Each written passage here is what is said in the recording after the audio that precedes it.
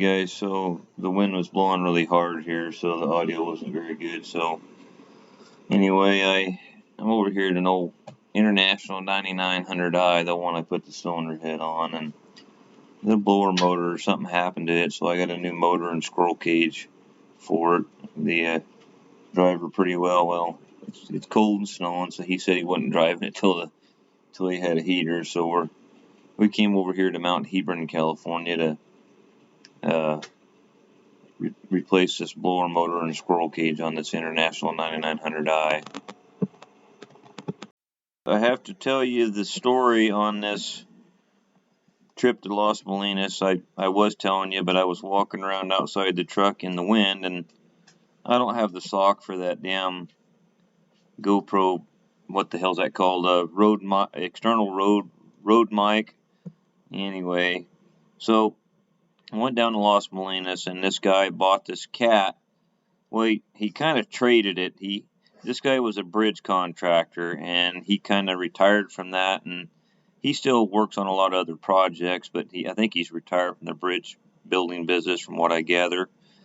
And he had traded, I think, a friend of his, which this friend of his sister, she bought the cat brand new, and she had nothing but trouble with it, and then she sold it to her brother, I think is the story, and then Walt wound up with it, and he traded some bridge beams for it. And so anyway, he's had troubles with it ever since. He really hasn't hardly ran it at all because it's had this heating problem with this dozer, with the engine and transmission getting hot on it. So anyways, I thought I would give you a little bit of background. I think I continue the story on in the next segment here. I'll put the camera inside the truck to where the wind is not affected. How's that sound? While I shovel all this straps and everything out of here so where I can work on the truck. But anyway,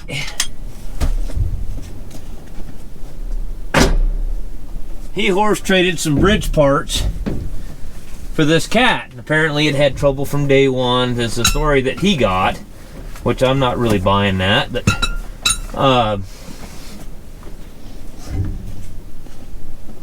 don't know. I would have thought with that many hours that I seen on it, that cat would have made that thing right, and it wouldn't have as many hours as it did on it. Anyway, that being said, good grief.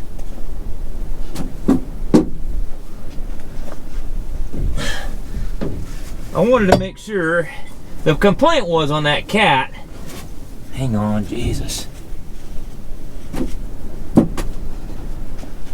I think these guys knew I was coming to do this and they'd clean the shit out of the way before I got here. That didn't ever happen though. That would require actually having to do something.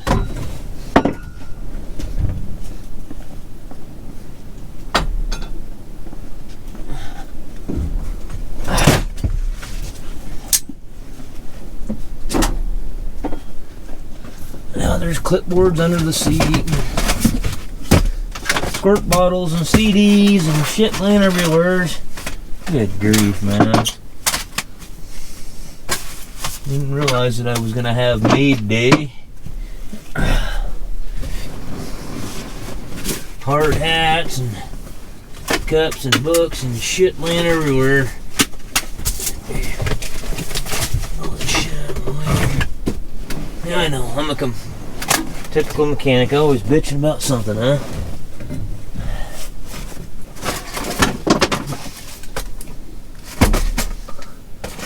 Oh, mouse killer. Mouse killer, alright, some poison in here, that's cool. There's a story behind that too. Anyway,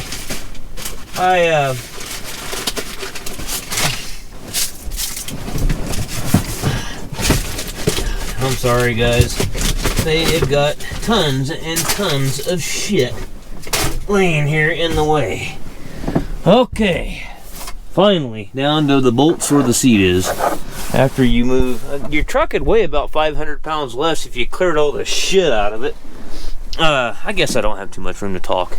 Mine gets that way as well, but I got to bitch about something, you know. Typical mechanic. Okay, 4 bolts here. Pull the seat off. Let me go get my wrenches. I'll be back and I'll continue on with my story. Alright, so I get down there and drive down to Los Molinas. I left at like 3:30 in the morning. Driving down there was fine. No problems. Get down there. Find that the cat got it running. I pulled the 4 plate out and I wanted to check converter outlet pressure. And it seemed to be normal with the oil cold. So I said, well, let's go run it a while and get it warmed up. You know, and I asked him, you know, anything that you know. Of course, you know, he hasn't had the cat. He hasn't run it much because it's had problems ever since he bought it.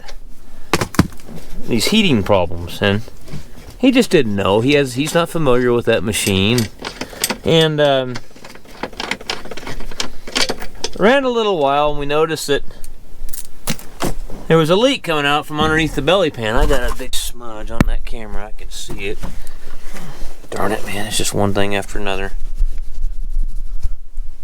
Can't win for losing today. And, oh, I forgot. Seat belts. More wrenches. Gotta get the seat belts loose from the seat. There's one. This one over here is anchored here, too. I don't even remember what size those are. It's like 5/8 and 11/16. Okay, so anyway, we find there's a leak. Oil pouring out of the belly pan. So we decided to get the belly pan pulled off. Okay, the nuts are welded on there. That's why I couldn't do anything with that.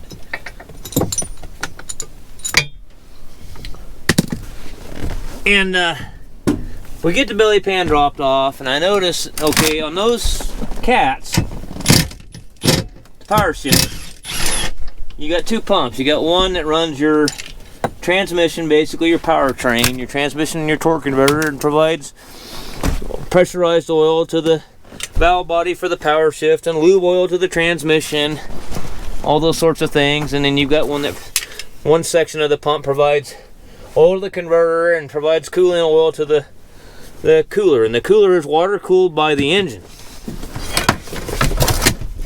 Seat out of here. At least this is a light seat. It's not one of them heavy air seats. It's nice.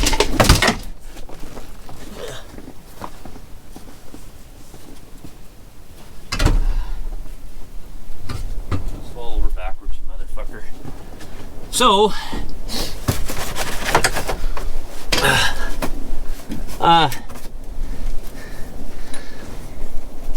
got to looking up in there in the I don't know if I can set this over here.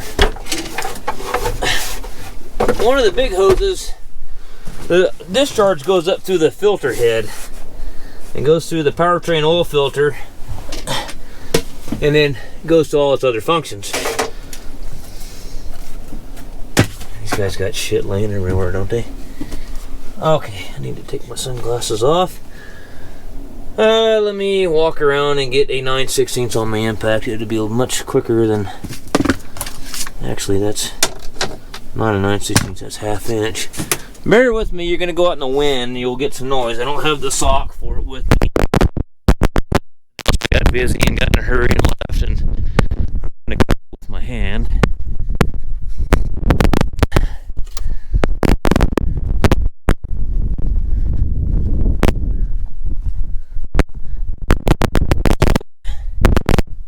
Where was I?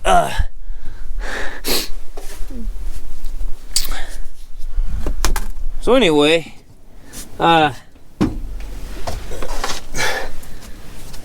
hose was leaking around the crimp going up to the filter head, and then there was another hose that was coming. It had a cat flange fitting on it. And if you haven't seen a cat flange fitting, they've got 2 clamp halves, and then they go around the kind of a flange of the hose, and the flange of the hose on one side has a recess that the O-ring is, and then those clamp halves bolt to whatever the pump or valve or filter head, and then they suck that O-ring and that flange up against the flat surface of that mounting surface, and that's what seals your oil up. So I noticed that the one discharge line coming off that pump, the one clamp half was completely gone, and the other clamp half had one bolt in it holding it on there, and it was tight still, but it wasn't leaking. I could not believe that was not leaking. So Walt was over there digging around in the belly pan with a bar, cleaning it up, and he found the other clamp half and found the other bolts. But they'd been in there for a long time because they were all rusted up. He said, we got to get new bolts.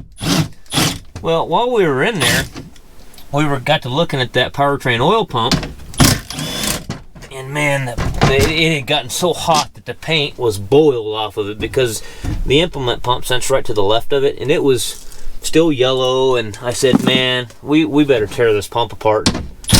So we tore the pump apart, put the bumper in the service truck, and it didn't really look too bad. I was really expecting to see a lot worse. And anyhow, here's our blower motor. So tore the bumper apart on the back of the truck, and it wasn't looking that bad. But he said, you know what? It had some wear on it. He says, man, I'm going to get a new one. So he decided to get a new one, and that's what he did. Let's see here, what do we got to do here to get this out? And anyway, as he was running it and it was getting hot, I wasn't sure myself because I didn't know either. There was like a gauge. There was 3 heat gauges. You know, there was one down in the lower right-hand corner. It was getting hot. The one of them wasn't reading at all, and one was starting to get hot. Okay, and one heat gauge wasn't reading at all. And I'm sitting there going, well, I don't know, Walt, which is which. It's not. They're not labeled. You know, they have their little insignias on them, but I don't know. He didn't know either, you know. And man, that thing definitely needs a good blowing out or something there. We'll lay that back here.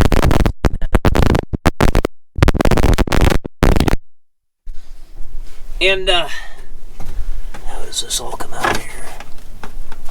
I am not really certain how that comes out of there. Does this come off here? How does this work? Okay, you got a screw right here. Got a screw there. Does this end come off and then you can... I'm thinking this fork has got to come up. I've changed this years ago. Years ago I put one of these, I mean like 5-6 years ago, maybe longer.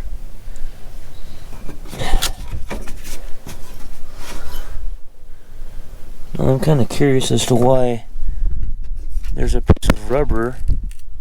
It's factory, it's glued in there, so okay. Is there anything else holding? Oh yeah, there's another screw down here. Yeah, there's one there and there's one there. I guess we'll pull those out and see what we got, huh? Maybe we'll get a Phillips screwdriver. Alright, I'm going to put you back up here and you can look at my beautiful face. But anyway,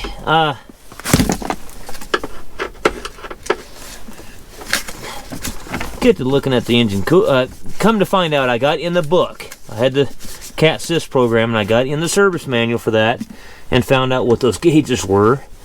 And when we got to looking at it, there was a light that was like that ever since he got it. There was a hydraulic oil temperature light that was flashing. As soon as you turned the key on, with the engine, everything stone cold, it was flashing. I said, well, that ain't right. There's something goofy going on there. And I gotta move some stuff here somewhere so I can work. But got to, and this, so found that the one that was getting hot was not the transmission. It was the engine coolant temperature. That was the gauge. So I pulled the upper radiator hose off and there wasn't no water in it. And then I went down to the thermostat because I wanted to see if the thermostat was in it, because guys, so many people think that they can pull thermostats out of stuff and then it's going to run right. Well, I'm sorry to tell you, it ain't going to run right. You got to have the thermostats in them. It's just kind of a must-have type situation. You got to have the thermostats in them. The water will not circulate right on most engines. Most engines, they will not circulate right. I dropped a bolt there. I dropped another one down in here. So anyway, there was no thermostat in it. Anyway. Okay, so now I'm trying to figure out, that's actually moving in there. What is holding this thing together over here? There is a screw down there. Okay, oh, that's actually, I'm going to have to get a ratchet with a 5/16 on it. Okay, let me go get that now. So I find there's no thermostat in it anyway, so I says, you know, those things are, it's critical that your thermostat is working on those, or your transmission will not cool. You have to have the thermostat, and you have to have, you have to have, I wonder if I can go like that. This ratchet's too damn long for what I'm trying to do here. Let me go get a short handled ratchet. I can't get in there with this one. I wonder if I can tip this camera down a little bit or something like that.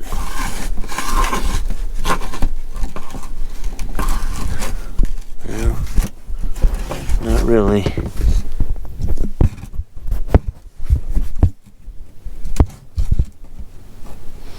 Yeah, I don't think it's going to do much good. You're just going to have to wait till I get to where I can show you things here.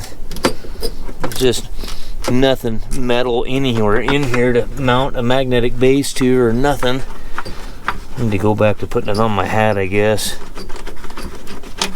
Okay. Let's see if I can.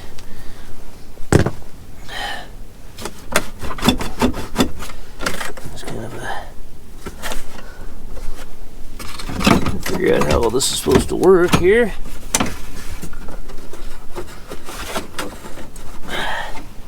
Is there another screw somewhere that I'm not seeing?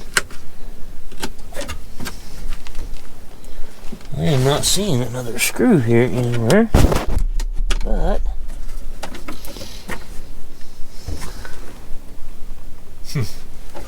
interesting. I don't see anything in there. It should come out of there.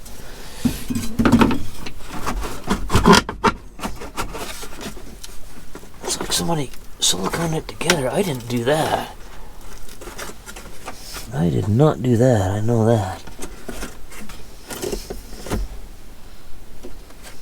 Man, I don't remember exactly what the deal was here. Let me pull this whole thing out of here, see if I can figure out how to get it out. The crazy part was coming home last night. Man, people just can't drive. It's crazy. The lack of driving skills that people have anymore is absolutely astounding. It really is. So I came through Weed, and there's a little area called Grass Lake, and then there's a passing lane right before the Caltrans yard. So I went around all these people that were driving. It wasn't that bad, you know, it was not that bad. The weather was not that bad. There wasn't that much snow on the road. But, you know, of course I weigh about 30,000 pounds. I stick to the road a little better. Let me pop this off of here. Look at that, that's the door motor. Now, let's see if what we can see now of what's holding us up here. It's glued together, isn't it? The son of a gun is glued together. Yeah, it's frickin' glued together. Yeah, it sure as shit is.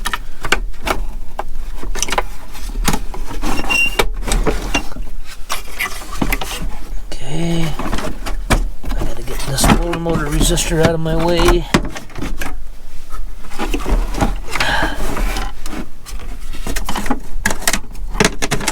Okay. Wires and such here. I could probably go ahead and unplug this. So man, something to pry that. That's the kind of connection you got to pry it apart. You can't.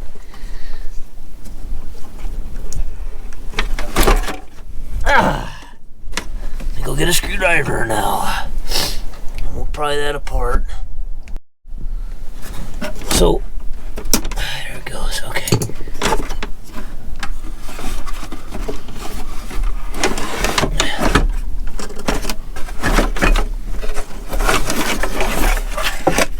Where's the squirrel cage at? Oh, there it is. I found the squirrel cage. Parts of it anyway. Yeah, see, pretty well disintegrated. Let's get all this stuff out of here. Should have bought my little Milwaukee shop vac with me. That would have been pretty handy in this situation. Reach back in here. Yeah, it's clear back up into the ducting, and yeah, it went way back up in here. As much out there as I can. That's as long as my arm is, so I guess that's all we're getting out. Okay. And this plastic piece is broke. I did not do that. I changed this a long time ago. I don't know if they had somebody else change another one or what, but I know I didn't break the plastic piece on it. There's no reason to break that piece. So, back to my story yesterday. So I passed these people that were on the passing lane. There was like 6 cars. I went around them all. I'm a truck. I stick to the road a lot better, you know. But the bad thing is with a truck, if you do want to stop, you got a lot of weight in motion, and it's a lot harder to stop. You just gotta. Hopefully, you can plan ahead. Anyway, and I'm just used to driving in the snow. I've driven it my whole life. You get a lot of people that come up here from LA and stuff, and they're absolutely clueless, so they can't drive on the pavement. You know, they're not going to drive in the snow very well either. So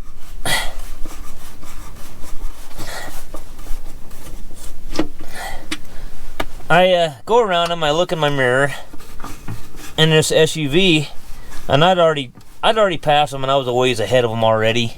I mean, these people are doing like 10, and I'm doing like 50. Okay, let me get the new one here real quick. And I look in my mirror, and this SUV is full drive SUV looking like Pathfinder looking like thing. He tries to do the same thing that I did, but he gets around them, and right when he gets around them, he loses it and starts spinning circles and then shoots off the highway, and looks like he flipped it. Couldn't really tell. I just seen a big cloud of white stuff, snow, when he hit the bank, and there was a bunch of oncoming traffic coming at me, and I thought, well, shoot, if I slam on the brakes and try to turn around, I might cause another accident. So I guess I'll just go down the road to the turnoff here for the rest area, and I'll turn around, because none of the people that he passed, none of them stopped to help the guy.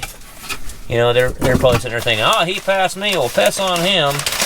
But anyway, I got down there to the Grass Lake turnoff, and there was a CHP commercial cop sitting right there. Thank God. I stopped in there and I said, hey man, there was a wreck up the road there, and nobody stopped to help the guy. You might want to go check it out. So he loaded his stuff up and he hauled ass and said thank you, and I took off and I headed back out on Highway 97, and I got to the Mount Hebron, or the climb to go up the Mount Hebron summit, and I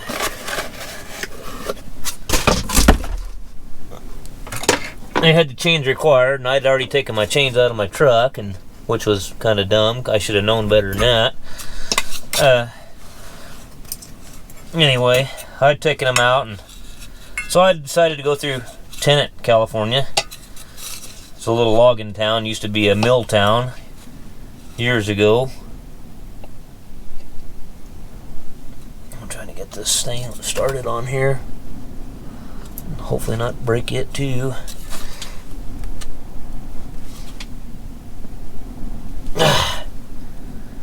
Hold on, this thing. These squirrel cages make me nervous putting them on. There it goes. Okay, she's on there. I gotta take that little clip and put it on there.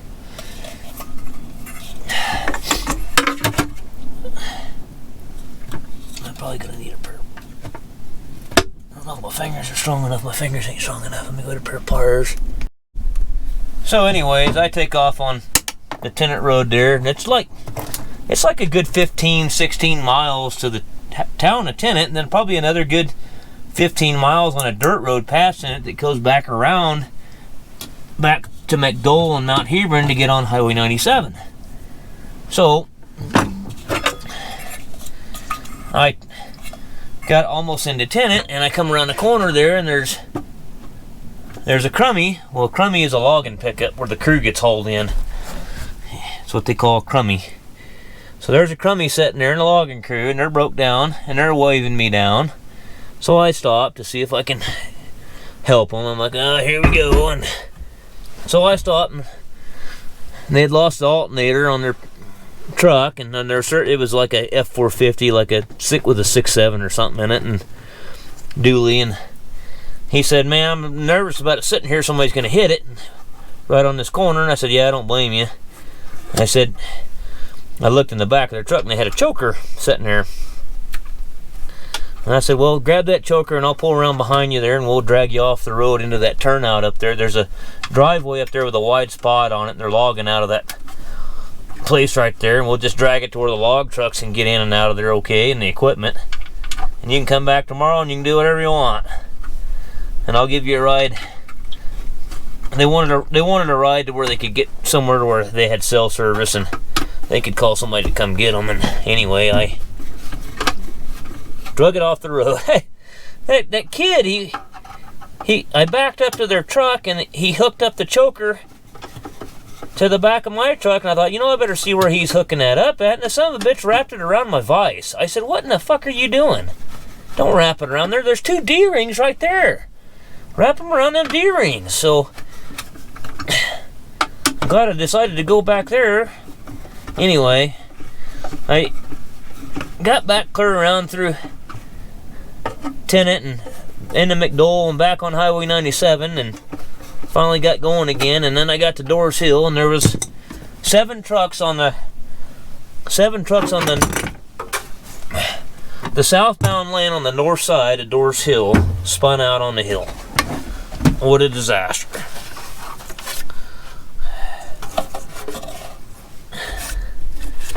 Let's see here. Now we gotta get this back in here. I'm gonna need to put you guys over here. The son of a bitch will stay still.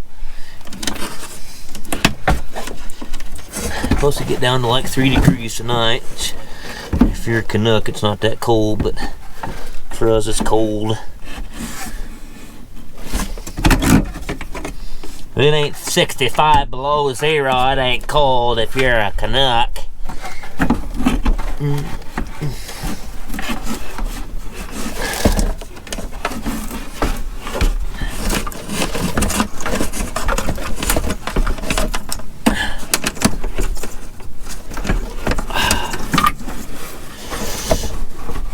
Okay, she's back in the hole.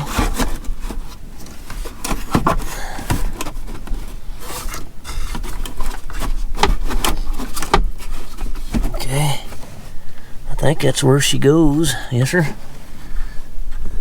Yeah, and there was cars in the ditch, and it was I think it took me 5 hours to get home. It should have took me 3 to get home. I can't believe that guy wrecked and none of those people stopped to offer any kind of assistance. Yeah, I've gotten mad at people before for passing me and doing stupid things, but if they wrecked in front of me, I'd stop and go help them. It's just the right thing to do,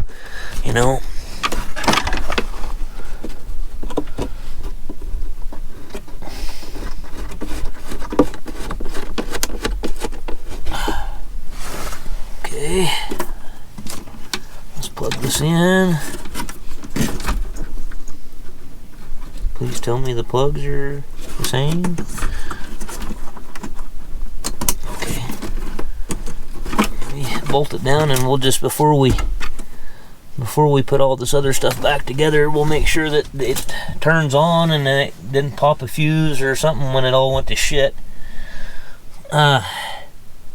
Screws. What did I do with those 2 screws that go in that?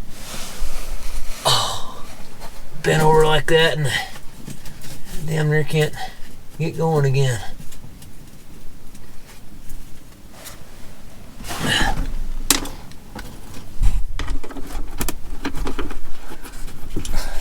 Guy says to me the other day, so you always got stories to tell? And I says, yeah, I'm always doing something. I said, most of these people that don't do anything, yeah, they don't have any stories to tell. What are you going to tell about a story when you sit on the couch your whole damn life?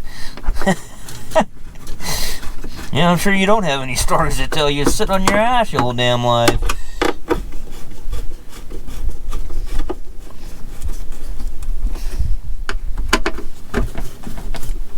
Okay.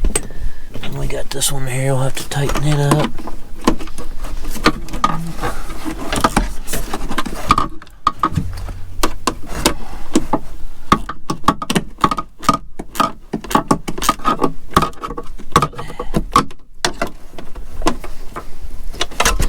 Probably ought to put this back on there. I don't know, it might have, you never know the way they got something wired. They might have this to where the control module won't let the blower motor turn on because it runs in series and it goes through that first. Who knows? Before I even do that, I'm gonna throw that key in the ignition and turn that on and see what it does. Where in the hell did I do with the key? I buried it. Oh, and it's,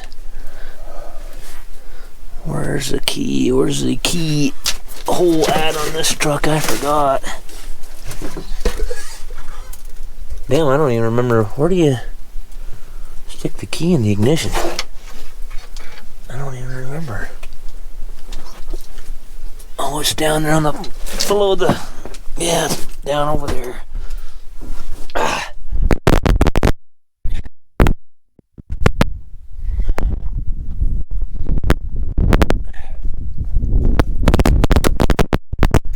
There, I think it's upside down. No, it's not upside down on this one. Let's turn.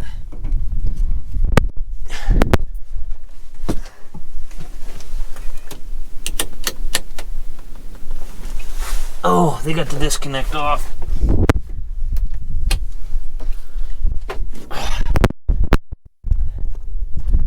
Where the hell's that? Let me turn this back on low. Actually, just turn it right there.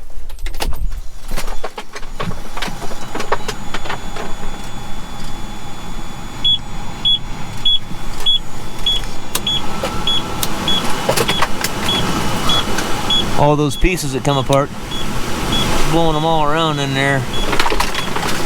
It's all up inside the dash here now. You can hear it back up in the dash. Oh, it blew them clear out. Blew them clear out of here. Look at that, it's blowing them out of the vents out of here. Look at that. Blew that one out.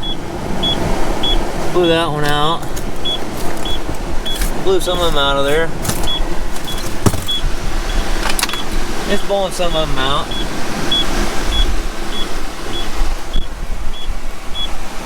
You know what? I think we got her.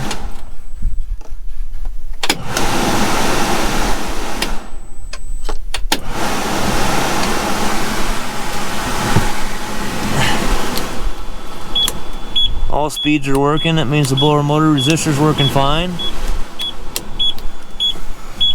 Okay, cool.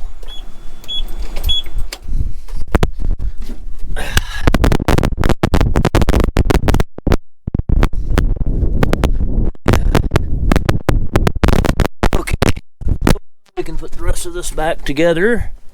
Let's throw this back down in its spot. It kind of goes down in there. Like so, it just kind of sits down in there. Oh wait, no, it kind of, I see. Goes like that, right? there. So it's down in that trough, and then this goes.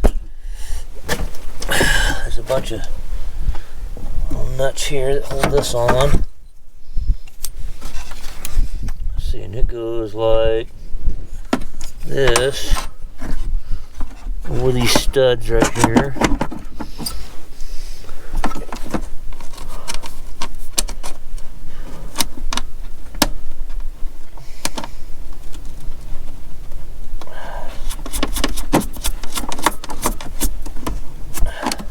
I just took them off there with my hand. I didn't even.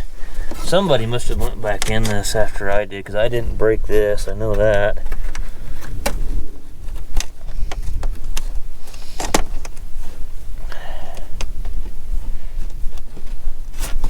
Which are going to be 3/8, I think. We'll get a 3/8 socket and tighten them up.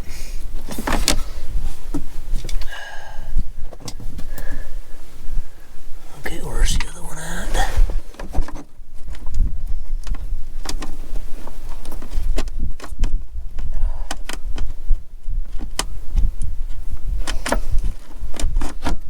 Stuff here that really bothers me is that, see the little keeper that holds that on broke. I see that.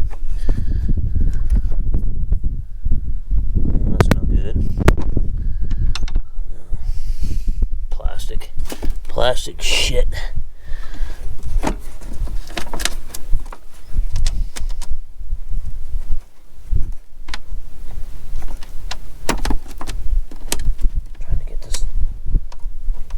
That started on there and it don't want to go.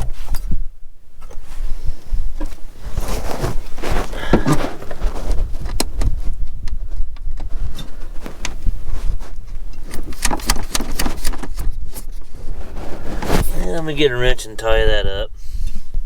Well, the crew's bumped up. Yeah, throw the rat poison back down in here. Oh, nice warm air blowing out of that vent. That is nice. That is what we're after. Well, I got all their stuff loaded up, I think. Yeah. Well, anyways, guys, put my tools up. Probably head home. I don't know what time it is, but it ain't worth going back to the shop now. So I'm gonna head to the house and call her a day. I'll see you on the next one.